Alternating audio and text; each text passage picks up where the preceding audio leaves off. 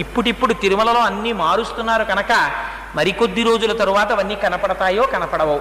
వెంకటాచలం వెళ్ళిన వాళ్ళు తప్పకుండా దర్శనం చేయండి.